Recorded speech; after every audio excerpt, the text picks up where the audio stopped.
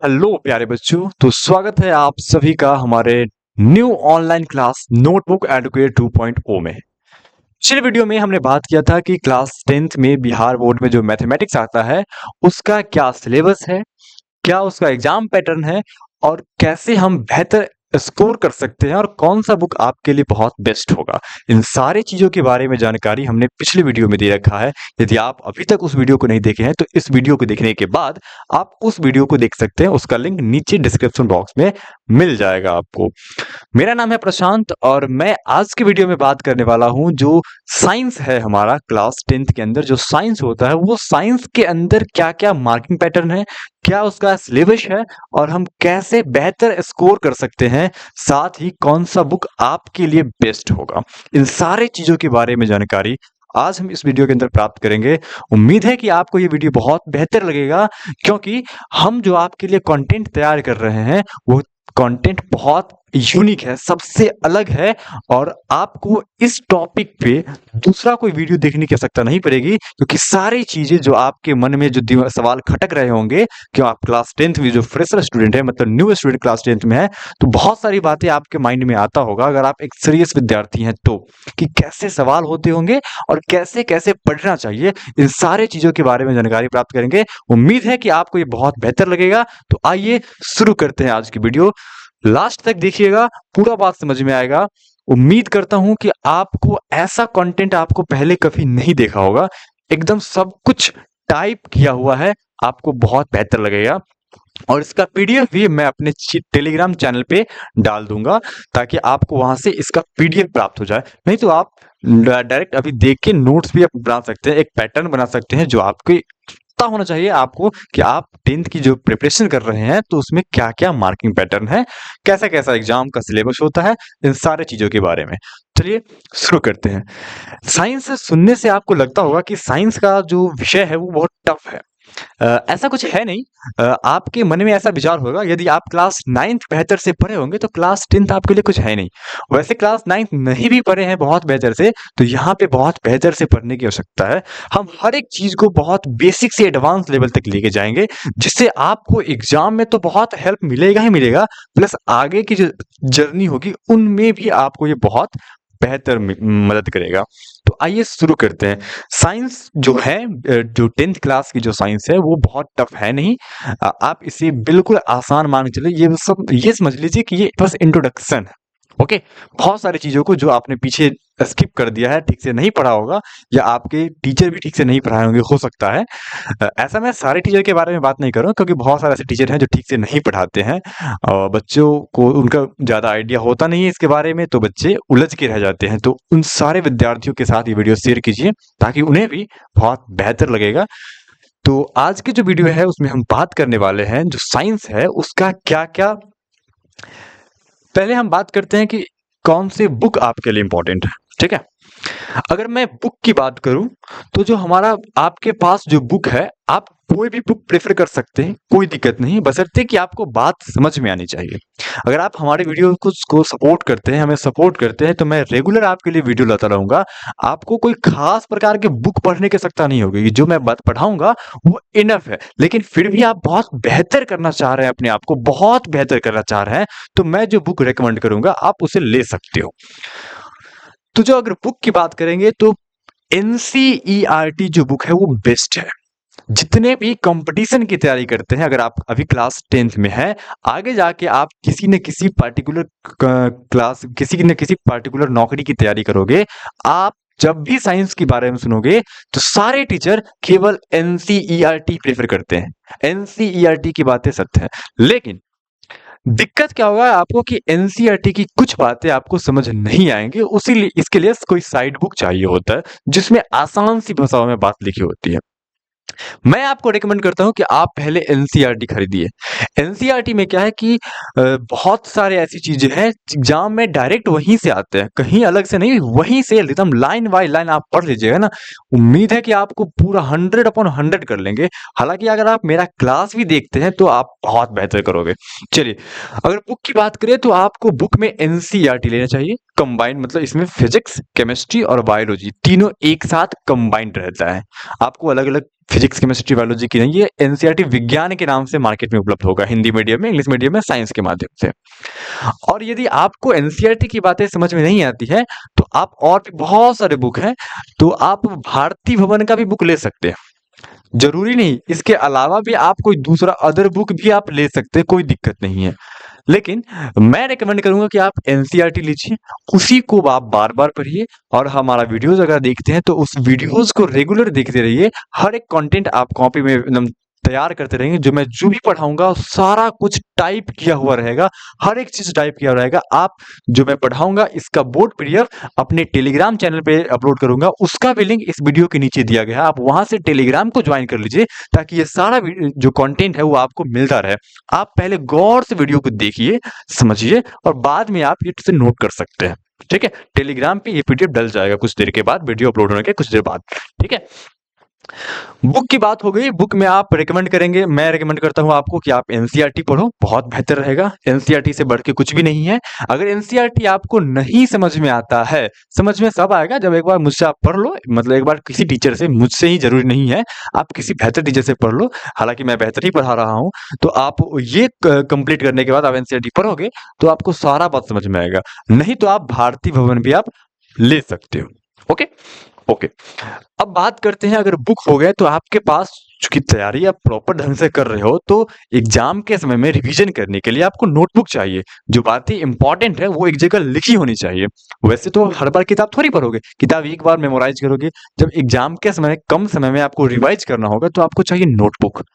Notebook, जिस notebook को तैयार करने के लिए आपको समय चाहिए, मतलब हर एक टॉपिक को ढंग से पढ़ना चाहिए, और उसके बाद उसकी एक प्रॉपर नोट्स बनानी चाहिए, जिससे आप एग्जाम के टाइम में पढ़ सको। तो अब बात करें अगर नोटबुक की, तो मैं जो बात आपको पढ़ाऊंगा वो सारी बात आप एक नोटबुक तैयार कर लोगे। नोटबुक आपका कैसा होना चाहिए, तो आपका नोटबुक साइंस के नाम से ही होना चाहिए, और उस साइंस में हम बच्चे से मोटा कॉपी लेंगे, एक ही कॉपी लेंगे, और वो कॉपी जो होगा आपका, जो नोटबुक होगा, वो लगभग 400 पेज के आसपास हो तो ज्यादा बेहतर होगा।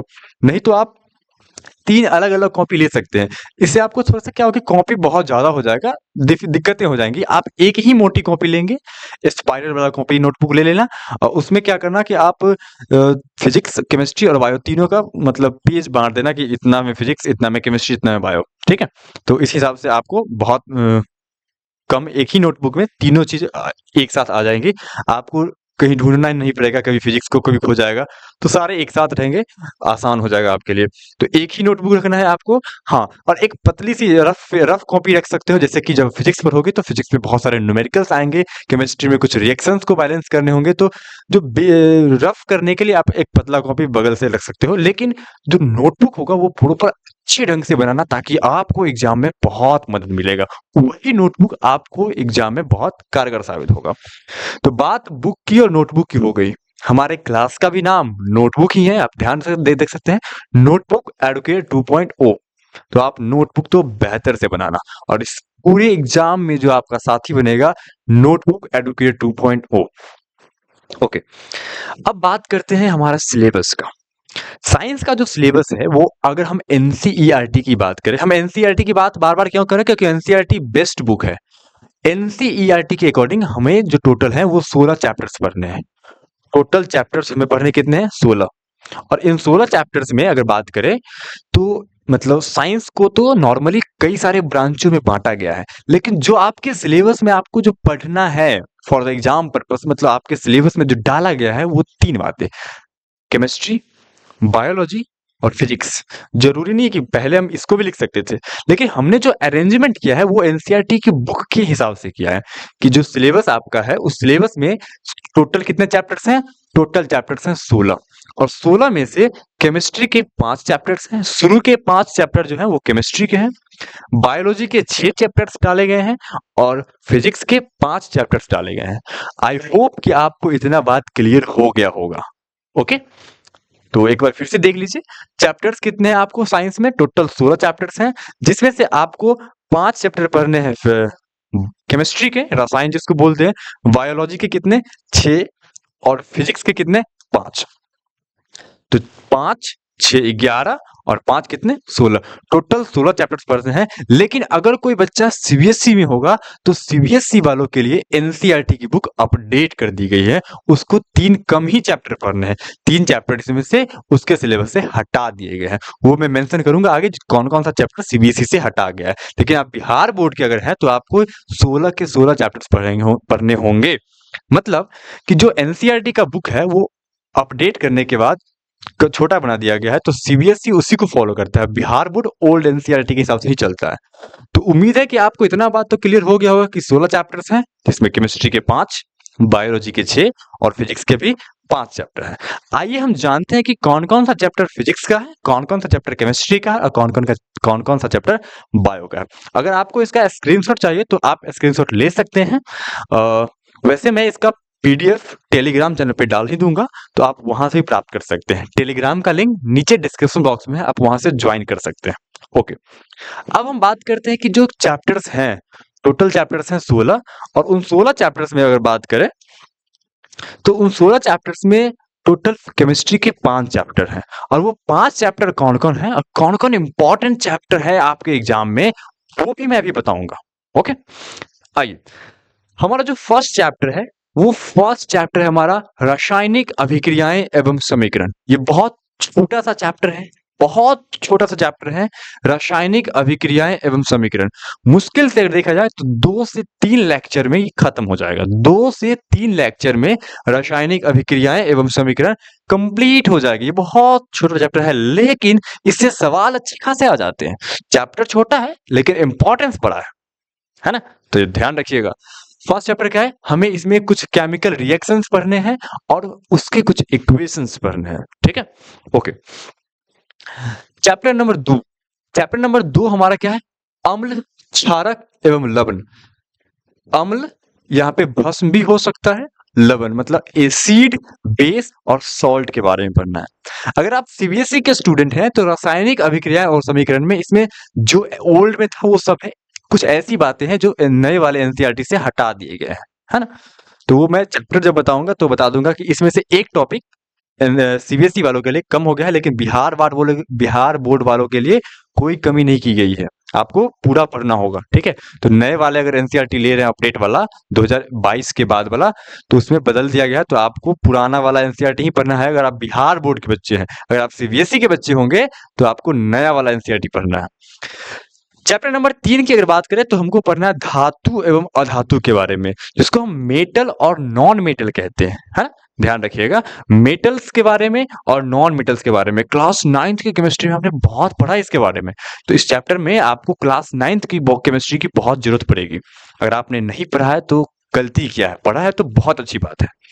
और ये जो चैप्टर है ऑर्गेनिक का चैप्टर है, कार्बन एवं उसके यौगिक, बड़ा चैप्टर है। कार्बन एवं उसके यौगिक ये बड़ा चैप्टर है, लेकिन बड़ा इंपॉर्टेंट चैप्टर है। बहुत सारे ऑब्जेक्टिव और सब्जेक्टिव सवाल फंसते हैं। कार्बन एंड इट्स कंपाउंड के बारे में हमें पढ़ना है, इसमें बहुत इंपॉर्टेंट है ये। आप इसमें ना वीवीआई लगा लेना, बहुत इंपॉर्टेंट चैप्टर है, बड़ा चैप्टर भी है और इंपॉर्टेंट चैप्टर भी है। चैप्टर नंबर 5 जो हमारा है उसमें हमें पढ़ना है तत्वों के आवर्ती वर्गीकरण। लेकिन अगर सीबीएसई के विद्यार्थी है तो उनको ये उन्हें नहीं पढ़ना है, उसमें उनके सिलेबस से ये हटा दिया गया है। तो हमारा जो चैप्टर है 5वां, उसका नाम क्या है, तत्वों के आवर्ती वर्गीकरण। ये छोटा चैप्टर है, ये बड़ा इंटरेस्टिंग चैप्टर है, बहुत कुछ सीखने को मिलेगा, बहुत कुछ है इसमें। और इसको इंग्लिश में बोलते हैं हम पीरियोडिक क्लासिफिकेशन ऑफ एलिमेंट।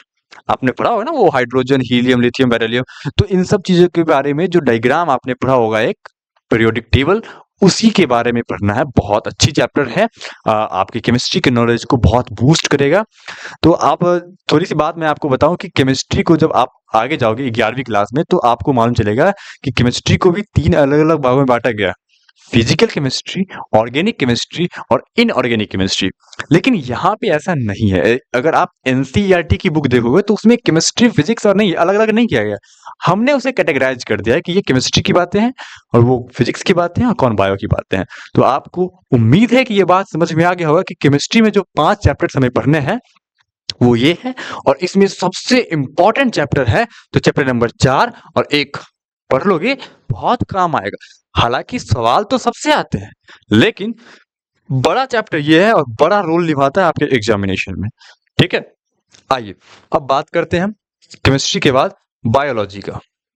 जो बायोलॉजी है, जानते नहीं होंगे आप शायद कि बायोलॉजी को हम लाइफ साइंस भी कहते हैं। बहुत अच्छा चैप्टर है। इसमें हम अपने शरीर के बारे में बहुत कुछ समझेंगे। जरूरी नहीं कि सिर्फ एग्जाम पर्पज से पढ़ेंगे, आप अपने शरीर के बारे में बहुत कुछ जाएंगे। तो आप नॉर्मली झोला छाप डॉक्टर के इतना तो जान सकते हैं, लेकिन बहुत कुछ पढ़ना है इसमें, है ना। तो हमारा जो बायो का जो फर्स्ट चैप्टर होगा, बायो का फर्स्ट चैप्टर और एनसीईआरटी के अकॉर्डिंग चैप्टर नंबर 6। तो ये जो छठवां चैप्टर होगा ये है क्या, जैव प्रक्रम, लाइफ प्रोसेस। अगर आप भारती भवन का बुक देखेंगे तो उसमें जो बायो का जो फर्स्ट चैप्टर होगा उसमें जैव प्रक्रम लिखा होगा और एक लिखा होगा पोषण। हालांकि इसमें इसमें हमें 4 टॉपिक्स पढ़ने होते हैं, है ना। पोषण, श्वसन, उत्सर्जन और परिवहन। तो हम एनसीईआरटी की बात को फॉलो कर रहे हैं। तो अकॉर्डिंग टू एनसीईआरटी कह रहा है कि चैप्टर नंबर 6 जो है, जो बायो जैव प्रक्रम है, जो बायोलॉजी का फर्स्ट चैप्टर बनेगा, उसमें 4 टॉपिक्स हैं। तो अलग अलग बुक क्या करता है, उन सारे टॉपिक्स को एक चैप्टर बना दिया है, जिससे आपको लगेगा कि बायो में बहुत कुछ पढ़ना है जबकि वो चैप्टर। हाँ, लेकिन मैं इस बात की 100% गारंटी दे सकता हूं कि चैप्टर नंबर 6 है आपका बहुत बड़ा, लेकिन ये बहुत इंपॉर्टेंट है, बहुत इंपॉर्टेंट है, वेरी वेरी इंपॉर्टेंट है। बहुत इंपॉर्टेंट कहने का मतलब कि इस चैप्टर से एटलीस्ट 15 से 20, कम से कम 15 नंबर, अधिक से अधिक 20 नंबर तो आएगा हर साल। बायोलॉजी में 15 से 20 नंबर इसी चैप्टर से आएगा, गारंटी है कि आएगा तो आएगा तो आएगा। इसलिए इस चैप्टर को पढ़ना बहुत जरूरी है, डिटेल से पढ़ना चाहिए, क्योंकि बहुत सवाल, बहुत सारे सवाल, समझ रहे हो। 20 नंबर, 15 से 20 नंबर कम नहीं होता है। एक चैप्टर से 15 नंबर, समझ रहे हो ना, बहुत।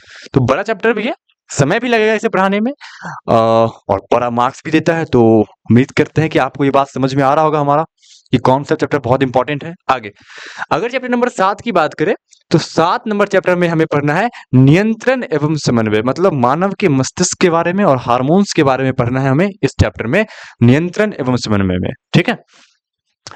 अगर बायो की तीसरी चैप्टर, मतलब एनसी टोटल हम चैप्टर नंबर 8 की बात करें तो जीव जनन कैसे करते हैं, ये एनसीईआरटी की बात है। चैप्टर का नाम एनसीईआरटी से ही लिया गया है। हालांकि इसे आसान भाषा में कहें तो जनन, रिप्रोडक्शन का ये चैप्टर है। बच्चों को मजा भी आता है क्योंकि बच्चे समझते हैं, क्योंकि अब एडल्ट होने वाले हैं तो समझते हैं इन सारे बातों को। जनन के बारे में, रिप्रोडक्शन के बारे में हमें पढ़ना है इसमें। हाउ डू ऑर्गेनिज्म रिप्रोड्यूस, कैसे जीव जनन करते हैं। चैप्टर नंबर 9 जो है उसमें हमें पढ़ना है आनुवांशिकता, मतलब हमारे अंदर जो लक्षण आए हैं वो हमारे माता पिता से आए हैं। हमारे माता पिता के अंदर लक्षण जो आए होंगे वो उनके माता पिता से आए हैं। तो ये कैसे ट्रांसफर होता है, कौन सा कैरेक्टर ट्रांसफर हो सकता है, कौन सा नहीं हो सकता है, इन सब चीजों के बारे में पढ़ना है हमें इस चैप्टर में। और साथ में पढ़ना है इवोल्यूशन, जैव विकास, मतलब इस धरती पर जीवों की विकास कैसे कैसे हुई थी। एनसीईआरटी में जो बात लिखा है उसके अकॉर्डिंग हम बात कर रहे चैप्टर्स को लिए हुए हैं। लेकिन अगर आप सीबीएसई के स्टूडेंट हैं तो सीबीएसई में ये वाला टॉपिक हटा दिया गया, उसमें केवल यही पढ़ना है, आनुवांशिकता ही पढ़ना है, लेकिन इवोल्यूशन को नए वाले एनसीईआरटी में हटा दिया गया। ठीक है। लेकिन आप तो स्पेशली बिहार बोर्ड के अगर बच्चे हों तो आपको जितना मैं बता रहा हूँ सारे बात आपको पढ़ने हैं, है ना। चैप्टर नंबर 10 की बात करें तो इसमें हमें पढ़ना है प्राकृतिक संसाधनों का संपोषित प्रबंधन, मतलब हमें जो नेचुरल रिसोर्सेज मिले हैं उसे कैसे बचाया जा सकता है, जैसे कि मिट्टी, जल, हवा, इन सब के बारे में इसे कैसे सुरक्षित रख सकते हैं। और चैप्टर नंबर 11 बायो का जो लास्ट चैप्टर है वो हमारा पर्यावरण है। बहुत छोटा सा चैप्टर है लेकिन बड़ा धमाल बनाता है एग्जाम पे। छोटा है लेकिन एग्जाम में बड़ा रोल निभाता है ये, तो आप इसको भी नहीं भूलोगे। इससे भी एक 5 नंबर के सवाल आता है और बड़ा आसान सा चैप्टर है, बहुत आसान सा, मुश्किल से 4 से 5 लेक्चर में कंप्लीट हो जाएगा, है ना। उम्मीद है कि आपको ये बात समझ में आ गया होगा कि बायोलॉजी में जो हमें 6 चैप्टर्स पढ़ने हैं उसमें है जैव प्रक्रम, नियंत्रण एवं समन्वय, जीव जनन कैसे करते हैं, आनुवांशिकता एवं जैव विकास, प्राकृतिक संसाधनों का संपोषित प्रबंधन और हमारा पर्यावरण, आसपास के वातावरण के बारे में पढ़ना है। अब हम बात करते हैं बायोलॉजी के बाद किसकी, फिजिक्स की, जिसको हम भौतिकी कहते हैं ना। तो जो फिजिक्स है उस फिजिक्स में हमें पढ़ना है 5 चैप्टर। कौन कौन? बहुत अच्छा चैप्टर है, बहुत इंटरेस्टिंग चैप्टर है। फिजिक्स में हम क्या पढ़ते हैं? फिजिक्स में पढ़ते हैं आसपास के नेचर के बारे में, जो घटनाएं होती है आसपास, आपने देखा होगा उन सारे घटनाओं के बारे में पढ़ना है ना। हर एक चीज आप हर दिन जब सुबह उठते होंगे तो धूप निकलता है, सन देखते हैं, रेडिएशन आता है, बहुत सारा लाइट के बारे में पढ़ना है फर्स्ट चैप्टर में। जो चैप्टर नंबर फिजिक्स का जो पहला होगा, मतलब एनसीईआरटी के 12 नंबर चैप्टर होगा, उसमें हमें क्या पढ़ना है, प्रकाश का परावर्तन, प्रकाश लाइट के बारे में 2 इवेंट्स पढ़ने हैं। कौन कौन, एक है हमें परावर्तन पढ़ना और एक है हमें अपवर्तन पढ़ना। मतलब लाइट के बारे में पढ़ना है कौन सा, रिफ्लेक्शन एंड रिफ्रैक्शन, परावर्तन और अपवर्तन। बहुत अच्छा चैप्टर है, बहुत अच्छा है। कहने का मतलब समझ रहे हैं आप, आसपास के नेचर के बारे में समझेंगे कि क्या पढ़ना हमें है, कैसा होता है। अगले वाले चैप्टर 13 नंबर में हमें पढ़ना है कि मानव नेत्र, मतलब मानव की आंख के बारे में पढ़ेंगे, तथा रंग बिरंगा संसार। आपके गांव में आता होगा ना वो टेम्पू वाला जो चश्मा बेचता है, तो आप उन सब चीज को, वो ठगता है आपको, आप उन सब ठगों से बच सकते हैं अगर आप इस चैप्टर को बहुत गौर से पढ़ लेंगे तो, है ना। और चैप्टर नंबर 14 में पढ़ना है इलेक्ट्रिसिटी। बहुत इंपॉर्टेंट चैप्टर है ये, बहुत इंपॉर्टेंट चैप्टर है। लेकिन अगर फिजिक्स में सबसे ज्यादा सवाल आता है तो इन्हीं 2 चैप्टर से ज्यादा सवाल आता है।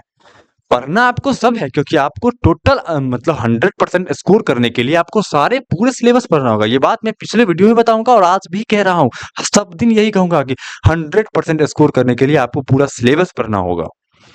और चैप्टर नंबर 15 में हमें पढ़ना है मैग्नेट, विद्युत धारा के चुंबकीय प्रभाव, magnetic effects of electric current. मतलब जो विद्युत धारा है वो मैग्नेट की तरह भी व्यवहार करता है। ऐसा कैसे, ये सब इफेक्ट के बारे में पढ़ना है। जब हम चैप्टर्स की बात चैप्टर्स में पढ़ेंगे तो बहुत डिटेल से इस बात को जानेंगे। अभी मैं तो बस सिलेबस बता रहा हूँ।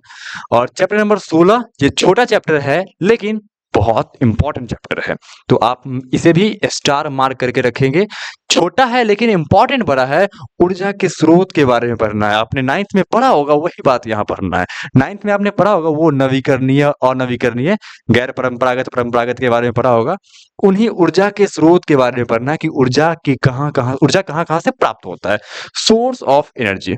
उम्मीद है कि आप यहाँ तक हमारी बात समझ गए होंगे कि जो सिलेबस है साइंस का, और उसमें टोटल एनसीईआरटी के अकॉर्डिंग 16 चैप्टर्स पढ़ रहे हैं। और उन 16 चैप्टर्स में से 5 केमिस्ट्री के चैप्टर हैं, 6 बायोलॉजी के हैं और 5 फिजिक्स के हैं। और सारे चैप्टर्स को मैंने एक एक करके डिस्कस कर दिया।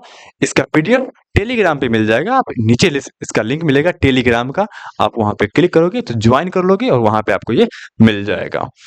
ओके, अब मैं बात करता हूँ एग्जाम पैटर्न की। ठीक है, उम्मीद है कि आपको वहां तक बातें क्लियर हो गई होंगी। जो हमारा एग्जाम पैटर्न है, वो एग्जाम पैटर्न क्या है। तो सबसे पहली बात कीजिए, मैंने आपको पहले ही बताया था कि 600 मार्क्स का एग्जाम होता है। उसमें से इंग्लिश जो 100 मार्क्स का होता है वो आपका एडिशनल होता है, बाकी 500 मार्क्स कंपलसरी होते हैं। ठीक है, साइंस जो है वो भी 100 मार्क्स का होता है, लेकिन इसको पहले 2 भागों में बांटा गया है। अगर ये साइंस जो है, साइंस वो 100 मार्क्स का है, तो उसमें से जो थ्योरम पेपर होता है, जिसको हम हिंदी में सैद्धांतिक कहते हैं, वो आपका 80 मार्क्स का होता है, 80 अंक का होता है। और जो प्रैक्टिकल होता है, जिसको हम प्रायोगिक कहते हैं, ये प्रायोगिक आपका 20 नंबर का होता है। तो ये जो होगा आपको स्कूल में होगा, इस बात को आप ध्यान रखेंगे, ये आपके अपने स्कूल में होगा। हर साल होता है, स्कूल में ही होता है, अपने स्कूल में। तो जो जैसे आप जनवरी में जाओगे, 2026 में आपका एग्जाम होगा, तो 26 के जनवरी में, 21 जनवरी के आसपास आपका ये प्रैक्टिकल होगा 20 में। तो मैं जो आपको प्रॉपर तैयारी कराऊंगा वो इस 80 अंक की तैयारी कराऊंगा, और ये 20 मार्क्स स्कूल के हिसाब से मिलेगा। मतलब आपकी परफॉर्मेंस देखी जाएगी, स्कूल में कुछ सवाल पूछे जाएंगे, अगर आप बताते हो तो 20 में 20 भी दिया जा सकता है, 19 भी दिया सकता है, 18 भी, 17 भी मिल सकता है। वो आपके परफॉर्मेंस के ऊपर डिपेंड करेगा। तो इसकी रिस्पॉन्सिबिलिटी आपके, आप स्कूल जाया कीजिए, स्कूल में आपके टीचर से कॉम्बिनेशन अच्छा रहना चाहिए, और तो आपको ये बेहतर मिल जाएगा। हालांकि बिहार में क्या होता है कि मुंह देख के नंबर मिलता है। कहने का मतलब ये है कि अगर आपकी टीचर से जान पहचान है तो आपको अंक मिल जाएंगे 20, नहीं तो नहीं मिलेंगे, मतलब कम मिलेंगे, फेल भी नहीं किया जाता है। तो हम बात करते हैं इसकी थ्योरम की। जो आपका थ्योरी मतलब जो सैद्धांतिक है, जो बोर्ड में आपको एग्जामिनेशन देना होगा, वो आपको 80 अंक का ही होगा। ठीक है, तो अब हम समझते हैं, इसमें भी लॉजिकल होता है। जैसे कि जो 20 मार्क्स होते हैं, उसमें 20 मार्क्स में आपको एक कॉपी तैयार करना होगा, तो उस कॉपी के आपको मिलते हैं 5 अंक। ठीक है, और आपको आपका वाइवा होगा। वाइवा कहने के मतलब आपसे ओरल टेस्ट, 5 गो ऑब्जेक्टिव सवाल आपसे टीचर पूछेंगे, तो उसके मिलते हैं 5 अंक, 10 अंक। और आपको कॉपी का नहीं, कॉपी का ठीक है। इसके अलावा आपको मिलेगा वहाँ पे एग्ज़ाम देने जाओगे तो 2 बोर्ड पे लिखा रहेगा या क्वेश्चन आपको मिलेगा, तो वहाँ पे भी एक कॉपी मिलेगा पेज और उसमें आपको भरना होगा। तो आपको कुछ क्वेश्चन मिलेंगे, तो उस क्वेश्चन 5-5 अंक के 2 क्वेश्चन आएँगे तो 10 अंक, मतलब इस हिसाब से मार्किंग किया जाता है। लेकिन मैं आपको पहले ही बताया हूँ कि आपका टीचर से अगर अच्छा बनता है, मतलब जान-पहचान है, तो अच्छे खासे अंक इसमें मिलेंगे, 20 में 19 या 20 मिल सकता है। लेकिन अगर जान-पहचान कम है, आप स्कूल भी नहीं जाते हो, पढ़ने में भी तेज़ नहीं रहोगे, तो आपको 20 में से 17-16 मिल सकता है।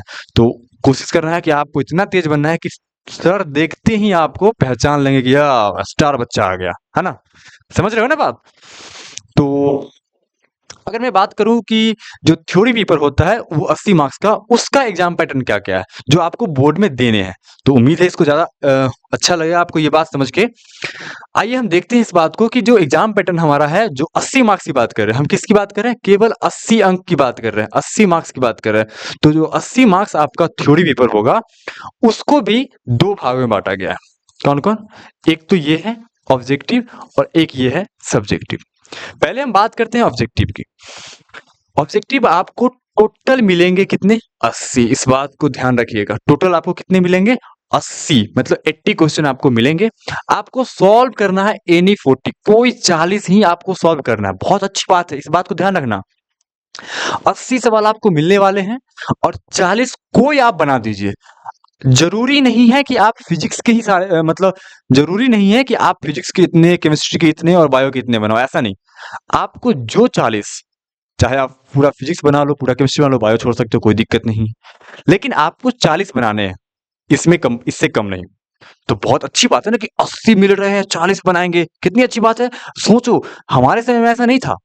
आपको एक अपॉर्च्युनिटी मिल रहा है अपने आप को मेहनत करके उजागर करने का और ये मौका हाथ से नहीं जाना चाहिए।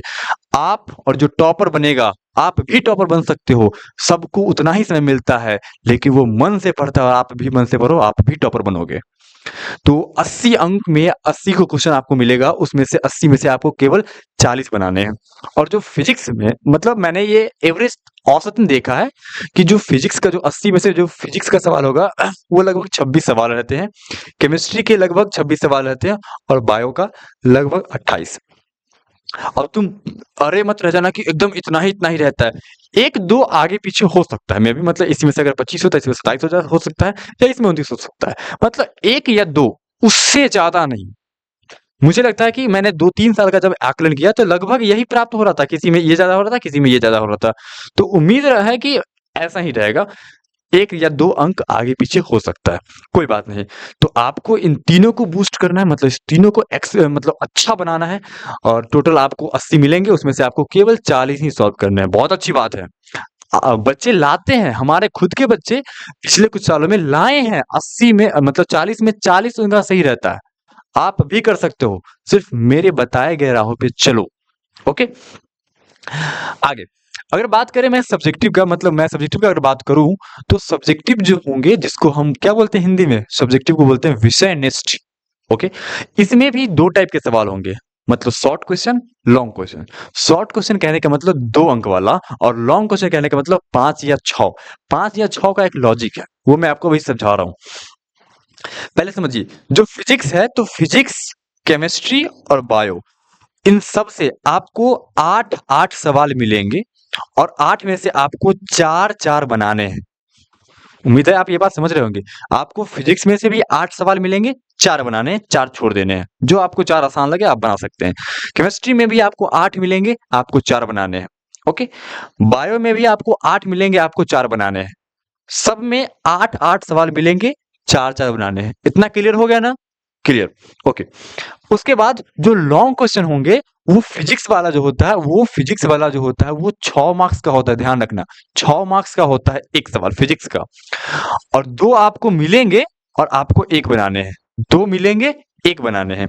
बाकी केमिस्ट्री और बायो में जो लॉन्ग क्वेश्चन होगा वो 5 मार्क्स का ही होगा, 5 अंक के ही होते हैं केमिस्ट्री और बायो में। लेकिन फिजिक्स में कितने अंक के? 6 अंक के, इस बात को भी ध्यान रखना। तो आपको सब में 2-2 सवाल मिलेंगे, बायो और केमिस्ट्री में भी, और 1-1 आपको बनाने हैं। तो देखो कि 5-5 अंक का 2 तो 10 और इसका 1 6, तो 16 अंक टोटल। और इधर 4 4 8 4 12, मतलब 12 सवाल हो गए सारे 2 अंक के हैं तो कितने होंगे 24। हाँ, ऐसी गलती मत करना कि अगर तुम्हें केमिस्ट्री का सवाल नहीं बन रहा है तो तुम फिजिक्स का 8 का 8 बना दो, नहीं मिलेंगे अंक। फिजिक्स में 8 में से आपको 4 ही बनाने हैं, केमिस्ट्री में 8 में से आपको 4 बनाने ही पड़ेंगे और बायो में भी आपको 8 में से 4 बनाने ही पड़ेंगे। ऐसी गलती मत करना कि किसी एक को, जैसे बायो का सवाल नहीं बन रहा है, मैंने एक एग्जांपल बता रहा हूँ कि बायो का सवाल अगर नहीं बन रहा है तो मैं केमिस्ट्री का ही 8 का 8 बना दूंगा। ऐसा नहीं करना, केवल 4 ही अंक के आपको 4 ही सवालों के अंक दिए जाएंगे। उम्मीद है कि आपको हमारी बात समझ में आ गई होगी। तो ये है पूरा हमारा मार्किंग पैटर्न कि कैसे-कैसे मार्किंग पैटर्न होता है। आप स्क्रीनशॉट ले सकते हो बिल्कुल। अ, आगे मैं बात कर रहा हूँ कि अब जब अगर आप मार्किंग पैटर्न समझ रहे हो, सिलेबस समझ रहे हो, तो अब बुक भी समझ गए, तो हमें बस जानना है एक बात कि हम कैसे अपनी तैयारी को बेहतर बना सकते हैं। और इस पूरे तैयारी में मैं आपके बिल्कुल साथ हूँ। आप बस सपोर्ट करते रहिए हमें। हमारे वीडियोज़ को लाइक कीजिए, शेयर भी कीजिए अपने दोस्तों के साथ जो आपके क्लास में पढ़ते हैं। सारे के साथ शेयर करते रहिए, अपने रिलेटिव को शेयर कीजिए जो आपके कॉम्पिटिटर हैं, मतलब आपके सेम क्लास में पढ़ रहे हैं या 9th क्लास में, उनको भी आप शेयर कर सकते हैं। चलिए, हम बात करते हैं कि कैसे 100% स्कोर कर सकते हैं। देखिए 100% की बात कर रहे हैं, मतलब 100 की 100, लेकिन हम बात तो कर रहे हैं यहाँ पे 80 अंक का ही ना, तो 80 में 80 लाने की बात की जा रही है। 100% और 100 अंक में अंतर होता है। हाँ, तो प्रैक्टिकल की बात को अगर मैं छोड़ दूं तो हमारे पास बचते हैं केवल 80 अंक। उस 80 अंक की बात कर रहा हूं। आपको 40 ऑब्जेक्टिव में आप ला लोगे, बिल्कुल ला दोगे। बात करूं वही, तो सबसे पहली बात नंबर 1 कि आपको पूरा सिलेबस पढ़ना चाहिए। सिलेबस सबसे पहले जरूरी है। आप सिलेबस पढ़ लोगे, सिलेबस पढ़ने के दौरान जैसे कि चैप्टर्स जैसे-जैसे कंप्लीट हो जाएंगे, आपके पास फेयर कॉपी तैयार होते जाएगा। तो जैसे आप 4 चैप्टर पढ़ लिए तो पीछे से भी उसको रिवीजन भी करते रहना चाहिए। जब भी आपको समय मिले आप रिवीजन भी करते रहो। तो बार-बार रिवीजन करना चाहिए। बार-बार रिवीजन कहने का मतलब कई बार आपको पढ़ना होगा वो बात। एक बात पढ़ने के बाद वो हमेशा नहीं कि आपको याद रह जाएगा। आदमी सीखता और भूलता भी है। बार-बार करते रहेंगे तो आप नहीं भूलोगे। जैसे सोचो, आपको ए फॉर एप्पल याद है। आपको लगता है कि आप ए फॉर एप्पल भुला जाओगे? नहीं भूलोगे। क्यों? क्योंकि आपने बार-बार रिवीजन किया है। आप अपने पापा का नाम भूल सकते हो? नहीं भूलोगे। क्यों? क्योंकि आपने कई बार प्रैक्टिस किया है ना? तो सिलेबस भी इम्पोर्टेंट है, सिलेबस पहले पूरा पढ़ो, उसके बाद कई बार रिवीजन करो और जब रिवीजन हो जाए तो अपनी क्षमता जांचने के लिए कि तुम कितना जानते हो, मॉक टेस्ट लगाओ। मॉक टेस्ट लगाने का मतलब सारे सिलेबस का एक सेट बनाओ, क्वेश्चन बनाओ, जिसमें आपको आकलन करना होगा आप खुद को कि आप कितना जानते हैं। तो ये एक बेहतर तरीका है। मॉक टेस्ट बहुत बेहतर तरीका है खुद की क्षमता को जांचने का कि आप कितना जानते हो, कितना नहीं जानते हो। हवा में तो उड़ नहीं रहे हो। इसलिए मैं कह रहा हूं, आप हमारी बात मानो, पूरी सिलेबस पढ़ो। मैं आपको पूरा सिलेबस पढ़ाऊंगा जो क्लास 10th के अकॉर्डिंग आपको पढ़ने हैं और आपको रिवाइज खुद ही करना होगा। मैं आपको टास्क देता रहूंगा कि आपको ये रिवाइज कर लो और फिर मैं हर एक चैप्टर कंप्लीट होने के बाद उस चैप्टर में जितने सवाल बनाए जा सकते हैं जो पिछले कुछ सालों में पूछे गए हैं या पूछे जा सकते हैं, उन सारे सवालों का आकलन मैं लेके आऊंगा और आप उसको जब रिवाइज कर लोगे, एक बार पढ़ लोगे, फिर कोई भी सवाल आया आपके सिलेबस का, आप देखते ही चुटकियों से उड़ा दोगे। बिल्कुल, देखते ही खत्म। तो उम्मीद करता हूं कि आपको हमारा वीडियो बहुत अच्छा लगा होगा अभी तक। अगर आप हमारी बातें समझ रहे हैं तो कृपया हमारे चैनल को सब्सक्राइब कीजिए, लाइक भी कीजिए और अपना एक प्यारा सा कमेंट कि आपको वीडियो कैसा लगा। बिल्कुल अच्छा लगा होगा, मुझे उम्मीद है। तो एक अच्छा सा कमेंट कीजिए और इस चैनल को बहुत लोगों के पास शेयर कीजिए जो बच्चे क्लास 10th में खास करके पढ़ रहे हैं और जिनका मकसद 2026 में एक बेहतर अंक अचीव करना और बेहतर नॉलेज लेना चाहते हैं। तो बिल्कुल जुड़ सकते हैं। ऑफलाइन अगर आप कहीं पढ़ रहे हैं तो बिल्कुल पढ़िए, कोई दिक्कत नहीं है। आप यहाँ भी पढ़िए, आप आकलन कर लेंगे कि कौन बेहतर है ना? तो आपकी तैयारी बहुत बेहतर हो जाएगी अगर आप 2 जगह से पढ़ रहे हो तो। चलिए, लास्ट तक आप जुड़े हुए हैं इस वीडियो के लास्ट तक, तो बहुत-बहुत धन्यवाद। बाकी मिलते हैं हम अगली वीडियो में किसी और सब्जेक्ट का जो पैटर्न है उसको समझने के लिए। तब तक के लिए जय हिंद।